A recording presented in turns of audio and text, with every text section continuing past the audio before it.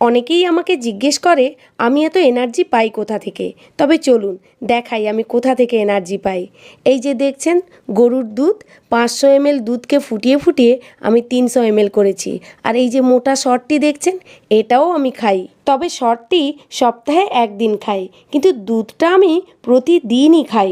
গরম ভাতের সঙ্গে অল্প একটু নুন দিয়ে ভাতটিকে ভালো করে দোলে দোলে মাখিয়ে নিয়ে ওই যে মোটা শটটি দেখছেন, এই সর আর অল্প একটু দুধ দিয়ে ভালো করে ভাতটিকে মাখিয়ে নিয়ে আমি খাই।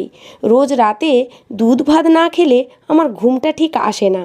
দুধ ভাত খেতে ভীষণই ভালোবাসি, তাই খাই। তবে এতদিন জানতাম দুধ খেলে হাড় মজবুত থাকে আর ক্যালসিয়ামের ঘাটতি পূরণ হয়। সেদিন একটা পত্রিকায় দেখতে পেলাম লেখা আছে প্রতিদিন রাতে শুতে যাওয়ার আগে 1 গ্লাস লো ফ্যাট দুধ খেলে শরীরে কোলেস্টেরলের মাত্রা অনেকটাই কমে যায়। দুধে যে প্রোটিন থাকে সেই প্রোটিনই খারাপ কোলেস্টেরলকে কমিয়ে দিয়ে ভালো কোলেস্টেরলের মাত্রা